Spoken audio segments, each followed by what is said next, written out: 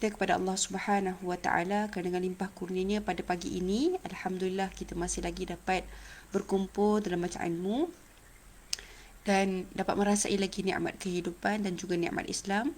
Seterusnya, sama-sama kita panjatkan salam serta selawat kepada junjungan besar Nabi Muhammad sallallahu alaihi wasallam. Mudah-mudahan dengan kita mengamalkan sunnah baginda, dengan berselawat kepada baginda, kita dipermudahkan urusan di hari akhirat nanti insya-Allah. Jadi alhamdulillah, pertama sekali jom sama-sama kita sebarluaskan link kita pada pagi ini, ataupun sharing kita pada pagi ini. Mudah-mudahan ramai yang memperoleh manfaat kan, kepada saudara mara kita ataupun adik-adik kita insya-Allah. Jadi alhamdulillah, hari ini saya nak berkongsi tentang satu tajuk yang mungkin berkait rapat dengan diri kita, iaitu tentang perasaan, tentang akal, tentang jiwa kita. Jadi subhanallah, dengan izin kasih sayang Allah, kita dipertemukan pada pagi ini dan membincangkan tentang satu perkara, yakni tentang akal kita, tentang satu perkara yang menjadi perbincangan yang hangat pada saat ini, iaitu apa? Iaitu tentang fikiran kita, akal kita. Jadi subhanallah, kalau kita lihat tuan-tuan dan puan yang dirahmati Allah sekalian, pada saat ini, daripada zaman dahulu sehinggalah saat ini, terlalu ramai, masya-Allah, terlalu ramai yang berada dalam keadaan apa? Yang berada dalam keadaan yang mempunyai tekanan dalam jiwa mereka, fikiran mereka, ada pressure, ada tekanan yang menyebabkan mereka ini tidak hidup dalam keadaan yang tenang. Subhanallah, kalau kita lihat, ada keadaan yang bila mana manusia sepatutnya mereka berehat di waktu malam, tetapi tidak dapat berehat dengan sempurna. Kerana apa? Kerana mereka sentiasa berfikir, mereka sentiasa tidak dapat tidur. Kenapa? Kerana berfikir, tidak tenang, ada rasa resah, ada rasa gelisah begitu. Jadi subhanallah, kalau kita lihat Al-Quranul Karim, dalam ayat Al-Quranul Karim, Allah Ta'ala menyatakan sebenarnya jiwa ataupun fikiran ataupun jiwa yang paling mahal, jiwa yang paling mahal, jiwa yang paling terbaik, apa dia? Iaitu apa dia? Iaitu qalbun salim. Qalbun salim. Iaitu apa? Hati yang sejahtera. Bila mana hati yang sejahtera ini, insya-Allah dia akan menyebabkan fikiran kita pun sejahtera. Fikiran kita pun akan menjadi tenang. Sebagaimana firman Allah Subhanahu Wa Taala, Allah berfirman dalam surah Asy-Syu'ara. Surah Asy-Syu'ara, Allah berfirman apa? Allah berfirman, yauma la yanfa'u malun wala banun illa man atallah biqalbin salim. Allah kata apa dalam surah Asy-Syu'ara ayat 88? Yauma la yanfa'u malun, yang mana pada hari itu, pada hari ketika mana harta dan anak-anak tidak lagi berguna.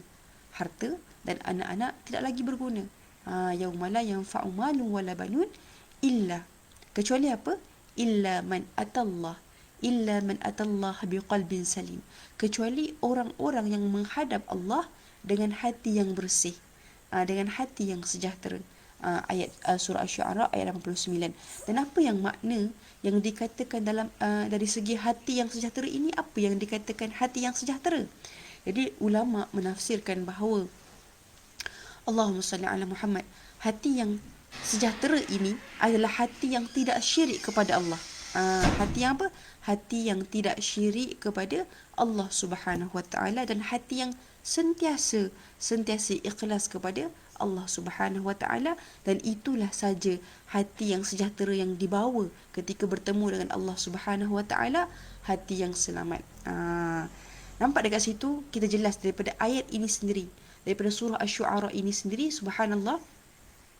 Sahabat-sahabat kita sedang menonton, masya-Allah. Mudah-mudahan semua yang menonton dipermudahkan urusan di hari ini insya-Allah, amin ya rabbal alamin. Jadi subhanallah, kita lihat daripada ayat surah Asy-Syu'ara sendiri menggambarkan apa? Menggambarkan penjelasan atau perbincangan tentang hati ini, isu tentang hati ini ataupun isu tentang perasaan ini dibawa daripada dunia, kan? Daripada dunia ini kita bincangkan perkara tersebut sampailah hari akhirat nanti pun, itu menjadi satu perkara yang penting untuk bertemu dengan Allah dalam keadaan yang tenang, untuk bertemu dengan Allah dalam keadaan yang sejahtera. Jadi saya yakin kita semua ingin menjadi seorang yang subhanallah, bukan setakat nanti dekat akhirat, tetapi kita semua daripada sekarang, saat ini, dekat dunia, bahkan di akhirat kelak, kita nak menjadi insan yang mana? Insan yang mempunyai hati yang sejahtera, hati yang tenang, hati yang jauh daripada perasaan resah dan gelisah. Allahu Akbar. Amin ya Rabbal Alamin. Kita cuba dapatkan bagaimana. Jadi tuan-tuan puan-puan rahmat Allah sekalian, uh, kita lihat berkaitan dengan hati ni banyak. Kat dunia ni banyak kan. Ada orang kata sagu hati, cendera mata, cendera hati, ataupun banyak berkaitan dengan hati, buah hati dan sebagainya. Subhanallah. Dan kita lihat kat sini tuan-tuan puan-puan rahmat Allah sekalian, uh, kita banyak bersangkut paut. Orang kata hati-hati, dekat atas jalan raya hati-hati.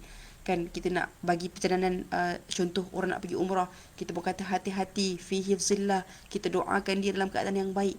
Jadi itu semua berkait dengan apa? Orang pentingnya juga, walaupun otak ni penting, begitu juga dengan hati, hati pun penting. Tapi subhanallah, menjelang pada tahun-tahun begini tuan-tuan puan-puan, kita lihat, subhanallah, alhamdulillah, mudah-mudahan dengan mananya terbukanya ekonomi pada saat ini, orang lain makin bekerja, ada anak-anak yang pergi universiti, ataupun ada anak-anak yang sudah dibenarkan untuk ke sekolah. Mudah-mudahan dengan perkara sebegini mengurangkan kadar mereka yang mempunyai tekanan, bukan setakat tekanan perasaan, bahkan tekanan mental. Mudah-mudahan dengan perkara yang dibuka ekonomi, pendidikan pada saat ini, diberikan kemudahan ataupun mengurangkan kadar-kadar mereka yang mempunyai tekanan mental dan jiwa. Jadi subhanallah, kalau kita lihat tuan-tuan puan-puan rahmat Allah sekalian, pada tahun-tahun yang sebelum ini, dikatakan dalam statistik, Masya Allah, pada tahun-tahun yang sebelum ini, pada tahun 2008, 2009, 2012 begitu, sekitar itu, dikatakan dalam statistik, pada tahun-tahun tersebut, jumlah mereka yang mempunyai tekanan mental, ataupun pressure, ataupun stres, yang mana kalau kita lihat stres ini tuan-tuan puan-puan, stres ini boleh digambarkan seperti kita lihat dalam kehidupan kita, setiap hari akan datang ujian, setiap hari akan datang satu perkara yang baru, isu yang baru, dan masalah-masalah yang baru. Dan subhanallah, kita bayangkan, umpamakan stres ini dalam kehidupan seperti satu belon. Kan, satu belon yang mana kalau kita dalam kehidupan, satu belon ini, kalau datangnya stres, datangnya masalah, kita akan, belon itu makin lama makin membesar. Dan subhanallah, kalau kita lihat, kalau membesar, kalau tak ada cara-cara untuk kita keluarkan stres-stres tersebut ataupun kurangkan pressure tersebut, makin lama makin membesar. Dan akhirnya pada satu saat, kalau tidak dibendung, ia akan apa? Ia akan meletup. Jadi subhanallah, di saat ini banyak berlakunya apa? Banyak berlakunya perkara-perkara ini, stres begini tidak dibendung, dan akhirnya ada berlaku macam mana? Berlaku Allahu Akbar, ada yang cubaan membunuh diri, ada yang cubaan mengelar diri, kan? Stres, pressure, akhirnya cuba untuk bunuh diri. Sebab apa? Dia rasa bahawa kalau duduk di dunia, makin lama makin hidup tak tenang. Kan ada juga kalau kita lihat artis-artis di luar sana, bukan di Malaysia lah, atau kita lihat dekat luar sana lah kan, mereka dalam keadaan yang kaya, mereka dalam keadaan yang mewah, tetapi apa? Tetapi Allahu Rabbi ya Karim, mereka apa? Akhirnya tidak jadi tenang, sampai dikatakan sebuah kisah lah tuan-tuan puan, saya kongsikan lah pada pagi ini, bukan untuk menstreskan tuan-tuan puan, tapi nak ceritakan apa yang di luar sana, tentang ketenangan, tentang jiwa ini, tentang perasaan ataupun tentang fikiran ini. Jadi seorang artis ini dikatakan ketika hidupnya penuh dengan kemewahan, hidupnya penuh dengan kesenangan, tapi akhirnya kesnya bunuh diri. Sebab apa? Sebab tak tenang. Sebab apa? Dekat nota yang ditinggalkan oleh artis tersebut ataupun orang tersebut yang meninggal dunia itu, dikatakan apa? Dikatakan, aku tinggalkan dunia ini kerana apa? Aku tinggalkan dunia ini kerana apa? Kerana bosan. Sedangkan tuan-tuan puan, dikatakan kerana bosan, sedangkan jiwanya, hidupnya penuh dengan kemewahan, penuh dengan kesenangan. Allahu Rabbi, Allah ya Karim. Itu pentingnya apa? Pentingnya ketenangan sebenarnya dalam kehidupan. Yang mana daripada ketenangan inilah akhirnya akan menghasilkan fikiran yang tenang, akan menghasilkan tindakan yang tenang dalam kehidupan kita. Tak ada marah-marah, kan? Marah tu ada, tapi taklah selalu. Jadi ini yang kita nak bawakan pada hari ini, bagaimana kita nak menghadapi, bagaimana kita nak tukar fikiran kita untuk dapat fikiran yang tenang. Jadi subhanallah, kalau kita lihat banyak alim ulama yang menceritakan bagaimana tipsnya. Ada yang mengamalkan apa? Mengamalkan surah Alam Nashrah, kan, surah Al-Insyirah. Mereka mengamalkan setiap pagi, setiap petang. Jadi itu antara perkara-perkara yang boleh diamalkan untuk mendapatkan hati yang tenang, fikiran yang tenang, untuk mengurangkan beban-beban di atas bahu kita. Jadi subhanallah, itu antara satu perkara yang boleh kita amalkan. Jadi subhanallah, kalau kita lihat penyakit ataupun tekanan, pressure ini antara salah satu penyakit yang tertinggi juga dalam kalangan masyarakat. Kan, selain daripada penyakit jantung, penyakit begitu, penyakit mental atau penyakit tekanan-tekanan ini merupakan penyakit yang tertinggi juga dalam kalangan masyarakat. Tapi subhanallah, hari ini tuan-tuan perempuan, kita lihat semua perkara boleh dibeli, tapi ketenangan, jiwa yang tenang, bahagia ini tidak boleh dibeli. Contoh kita lihat banyak perkara lain boleh dibeli. Contoh tilam boleh dibeli, tetapi tidur tak boleh dibeli. Tidur yang nyenyak tak boleh dibeli. Kadang-kadang tilam dah beli yang best, yang terbaik, tapi bila nak tidur banyak lagi fikir. Allah Rabbi, na'udzubillah min dzalik. Mudah-mudahan kita dapat jiwa yang tenang, boleh tidurkan nyenyak, insya-Allah. Kan? Contohnya lain-lain, makanan boleh dibeli, tetapi selera itu tidak boleh dibeli. Kalau datang masalah, kadang-kadang tak selera makan. Datang ujian, kadang-kadang tak selera makan. Kan, datang penyakit, kadang-kadang tak boleh makan. Jadi perkara-perkara ini bersangkut paut juga. Kan, macam tu juga dengan hati, yang mana ketenangan ini tidak boleh dibeli. Macam mana kita nak beli tu, atau macam mana kita nak dapat? Yang ni saya akan kongsikan insya-Allah.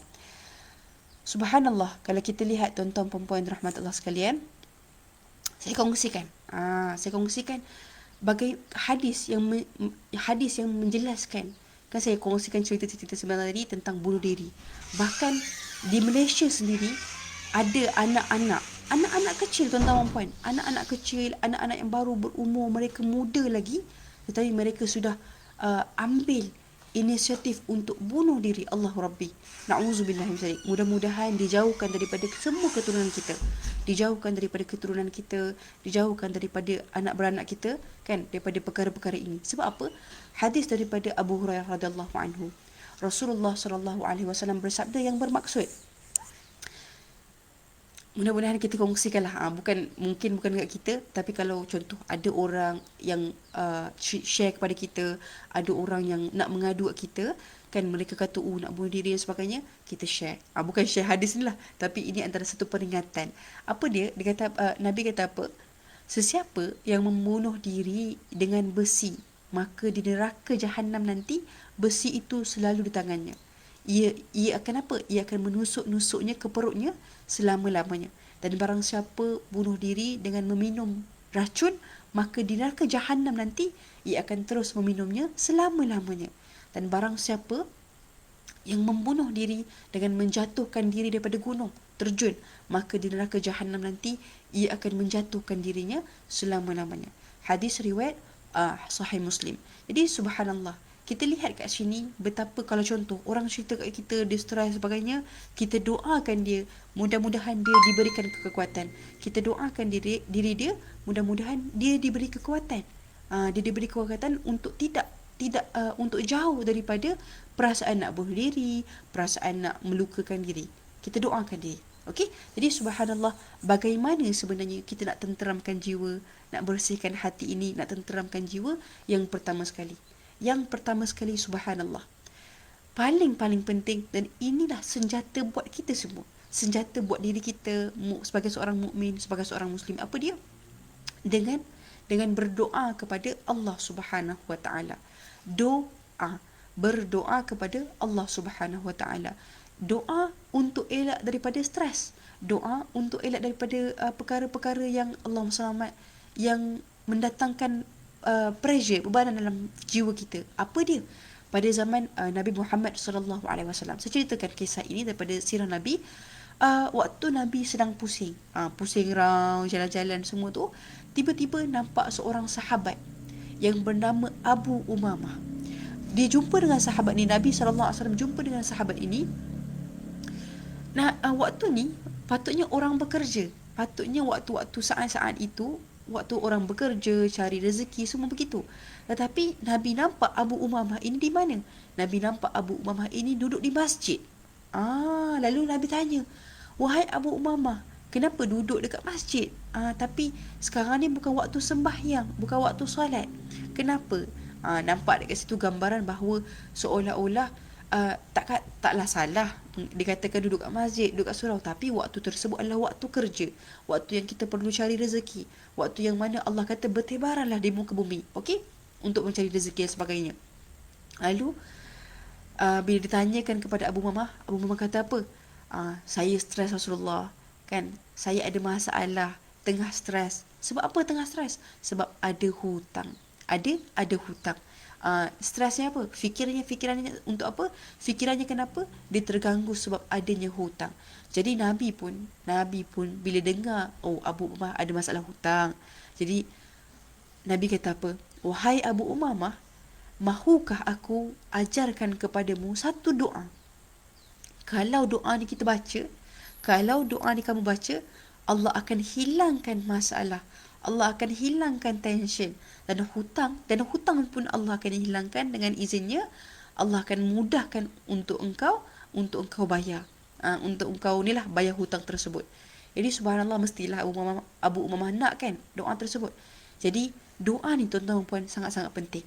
Kita boleh catat, kita boleh amalkan, dan sebenarnya setiap hari juga kita amalkan doa ini. Apa dia? Doa yang terdapat dalam ma'thurat. Apa dia doanya? Allahumma inna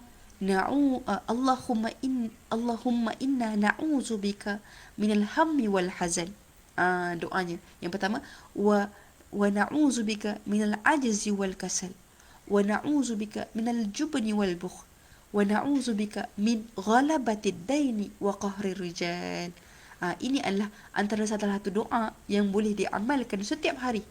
Kan, kadang-kadang mungkin kita terlepas pandang, tetapi ini adalah salah satu doa yang boleh kita zikirkan, yang boleh kita amalkan setiap hari. Untuk apa? Bukan setakat untuk hutang, bukan setakat untuk perkara tersebut. Banyak lagi. Tapi apa yang berlaku? Abu Umamah pun amal, baca setiap hari, dan subhanallah, pressure-nya, tekanannya makin hilang, dan hutangnya pun alhamdulillah dapat diselesaikan. Bukan kerana doa itu, tetapi doa tersebut memberikan kekuatan buatnya. Sebab apa? Sebab minta perlindungan daripada Allah daripada perkara-perkara yang menjadi tekanan buat manusia. Contohnya kesedihan, contohnya Allahumma salli, kemalasan, contohnya termasuklah hutang.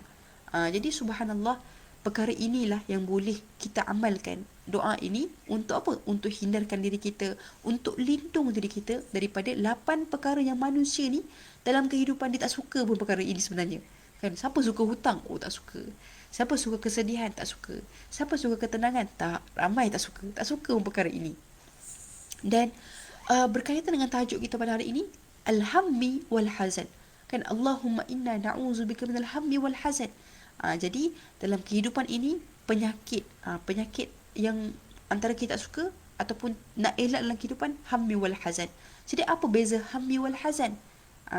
Ini yang penting saya nak jelaskan pada tuan-tuan. Al-hammi ni apa tuan-tuan? Al-hammi ni bezanya dengan hazan. Apa dia?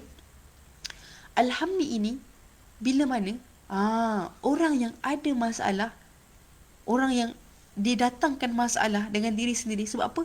Dia risau dengan perkara yang belum terjadi. Dia risau dengan perkara yang belum terjadi.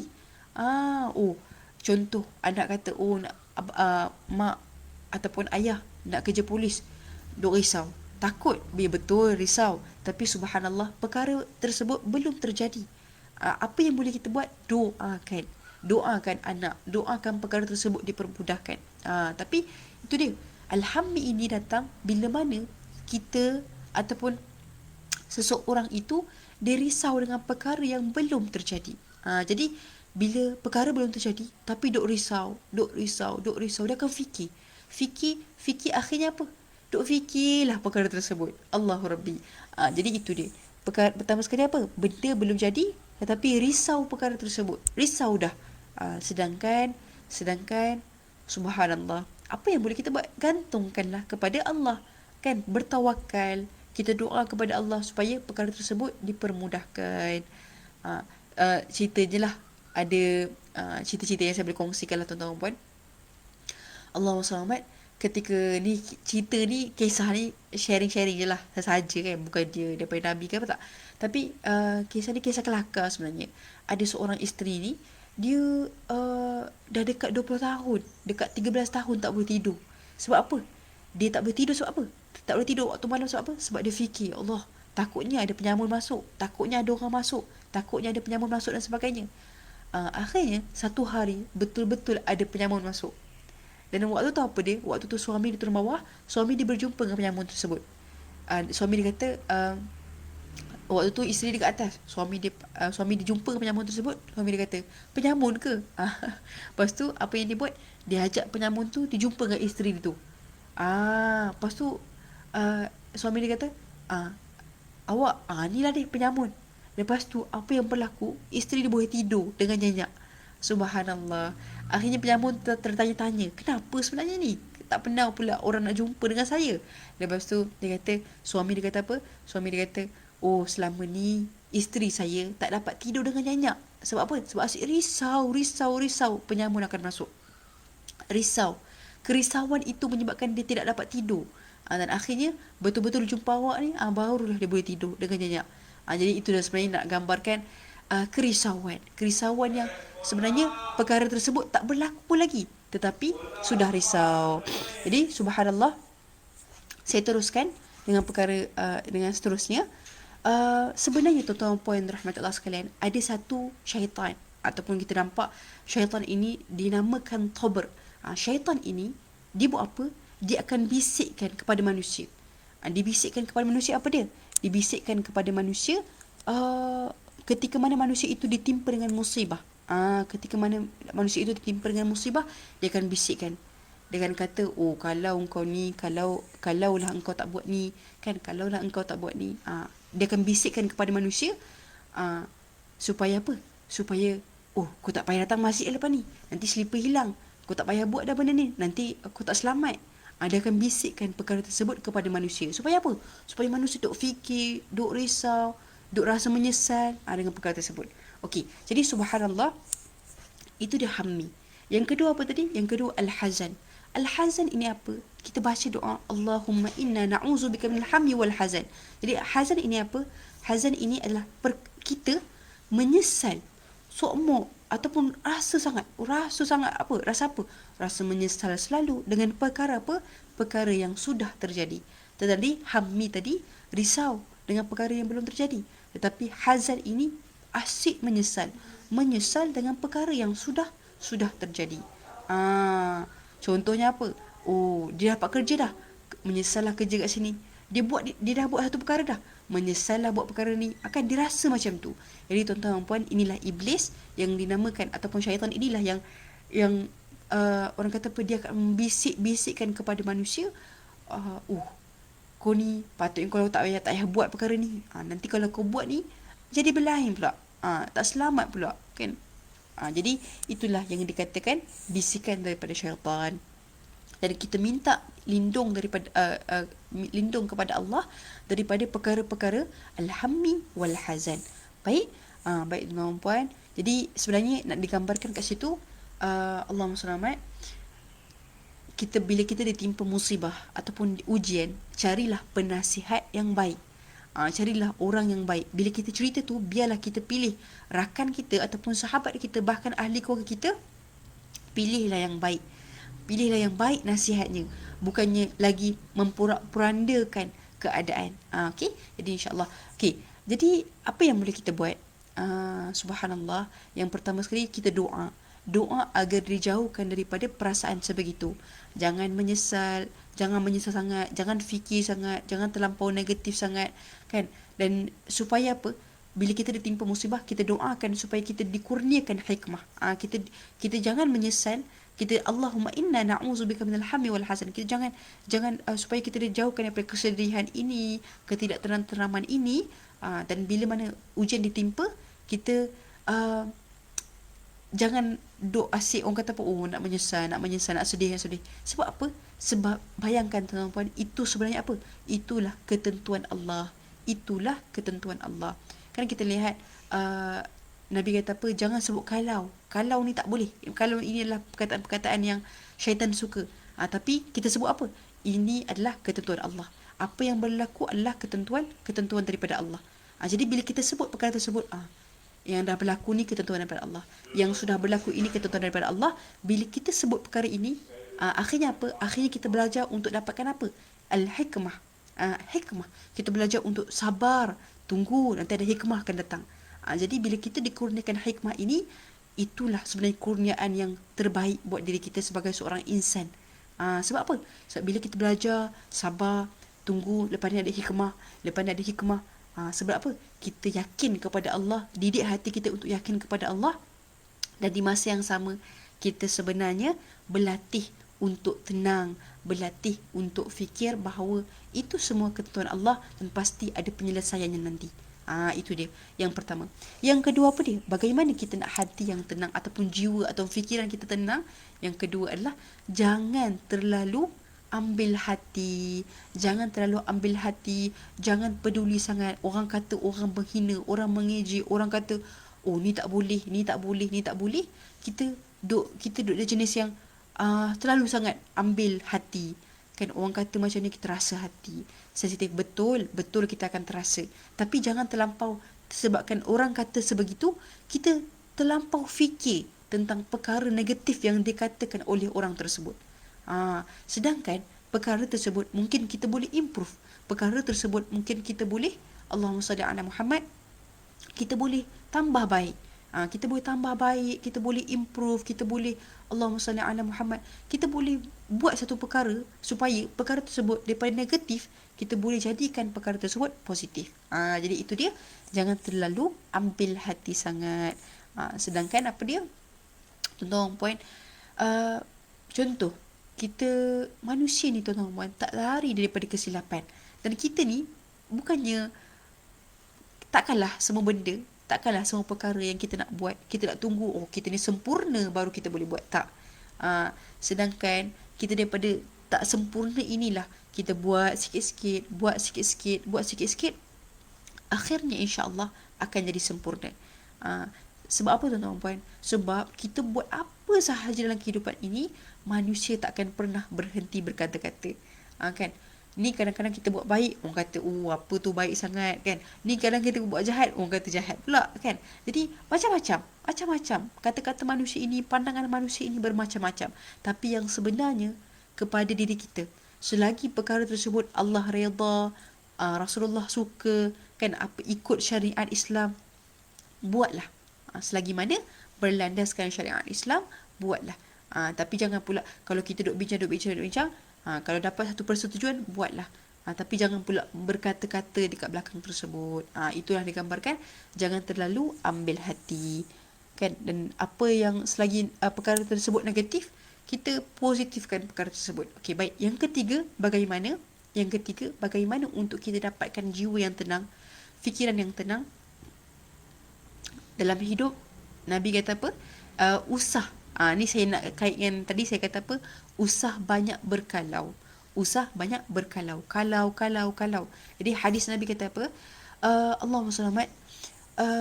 Nabi kata apa? Saya maksudnya apa? Kalau engkau tertimpa musibah, janganlah engkau mengatakan, jika engkau tertimpa musibah, janganlah engkau mengatakan, kalau tadi aku lakukan begini, tentu jadinya akan begini dan begini. Tapi katakanlah, sudah takdir Allah. Qul qadarullah. Sudah takdir Allah sebegitu. Dan Allah melakukan apa sahaja yang dia kehendaki. Kerana sesungguhnya kata kalau itu membuka kepada amalan syaitan. Hadis riwayat Muslim. Seperti contohnya berlaku satu perkara, kita kata, oh kalaulah tak datang tadi, kalaulah kita lambat tadi, kalaulah kita awal tadi, sedangkan perkara tersebut qadarullah, sudah ditetapkan oleh Allah, itu takdir Allah. Jadi Nabi kata apa? Cakaplah, kalau sesuatu perkara tertimpa, kita kata apa? Sudah takdir Allah, sudah takdir Allah. Tukarkan segala perkataan kita ini bersangkut paut dengan Allah. Contoh, dapat nikmat, alhamdulillah. Nampak perkara yang cantik, subhanallah, kan? Ditimpa musibah, sebab apa? Innalillah. Jadi bila datang satu perkara itu qadarullah, maksudnya perkara tersebut sudah menjadi ketentuan Allah Subhanahu wa taala. Alhamdulillah, alhamdulillah, alhamdulillah. Untuk penghujung ini, tuan-tuan dan puan, ada satu doa yang saya nak kongsikan kepada tuan-tuan dan puan, supaya apa? Supaya doa ini insya-Allah dengan izin Allah kita amalkan doa ini, supaya apa? Allah tidak membiarkan diri kita sendirian ketika mana kita ditimpa musibah, dan Allah mudahkan urusan kita. Satu doa yang diwasiatkan kepada Fatimah, Sayyidatina Fatimah daripada Nabi Muhammad sallallahu alaihi wasallam. Doanya apa? Doanya apa? Bismillahirrahmanirrahim. Doa ni biasa kita dengar, tapi saya just ulang semula, dan kita boleh amalkan selepas ini, sebab maksudnya masya-Allah, maksudnya kita betul-betul bergantung kepada Allah Subhanahu wa taala. Apa doanya? Bismillahirrahmanirrahim.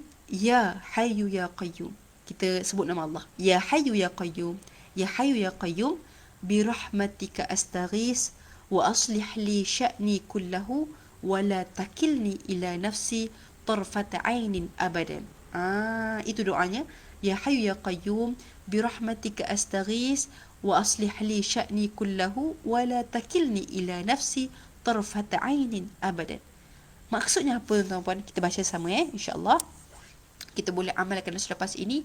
Wahai Rabb yang Maha Hidup, wahai Allah yang Maha Hidup, wahai Allah yang berdiri sendiri, tidak memerlukan segala sesuatu, dengan rahmat-Mu ya Allah, birahmatika astaghis, dengan rahmat-Mu ya Allah aku meminta pertolongan. Birahmatika astaghis, aku memohon pertolongan. Kita mohon kepada Allah yang Maha Hidup, yang Maha berdiri dengan diri sendiri, dengan sendirinya. Perbaikilah, wa aslih li sya'ni kullahu, perbaikilah segala urusanku, dan jangan diserahkan, wala takilni, jangan engkau serahkan ya Allah kepadaku sekalipun sekejap mata tanpa mendapat pertolongan darimu. Jangan pula, maksudnya kita doa ke Allah supaya bila masa saja, jangan Allah biarkan kita begitu saja. Kita tak nak macam tu. Kita nak setiap masa, dalam keadaan apa sekalipun, kita dapat mohon pertolongan daripada Allah Subhanahu wa taala, dan kita mohon Allah tidak tinggalkan kita dengan sendirinya. Kita nak Allah teman kita, kita nak Allah sentiasa lihat kita, pandang kita, kita dapat nikmat ke, dapat ujian ke, kita nak Allah sentiasa tolong kita, jangan biarkan diri kita sendiri. Dan alhamdulillah, doa itu yang saya kongsikan sebagai penutup perkongsian saya pada hari ini. Mudah-mudahan daripada perkongsian kita, subhanallah, terima kasih yang sedang menonton, kan, para sahabat-sahabat yang sedang menonton, alhamdulillah, ibu-ibu, ayah-ayah, terima kasih, alhamdulillah. Jadi mudah-mudahan daripada perkongsian saya dapatlah sedikit sebanyak dapat manfaat untuk diamalkan dalam kehidupan. Jadi alhamdulillah, mudah-mudahan hari ini urusan kita dipermudahkan, urusan anak-anak keturunan-keturunan kita dipermudahkan oleh Allah Subhanahu wa taala, dan kita semua masih lagi, ataupun kita semua dijauhkan daripada wabak COVID-19, insya-Allah. Amin amin ya rabbal alamin. Mudah-mudahan banyakkan bismillahilladzi la yadurru ma'asmihi syai'un fil ardi wala fis sama'i wa huwas samiul alim. Dan alhamdulillah, kita dah sampai ke penghujung. Saya yang segala yang baik datang daripada Allah, yang buruk, yang silap, yang terbatuk ke apa, saya mohon maaf atas kesilapan diri saya sendiri. Jadi insya-Allah ada rezeki, ada peluang, kita berjumpa lagi di lain hari. Saya tutup dengan Assalamualaikum warahmatullahi wabarakatuh.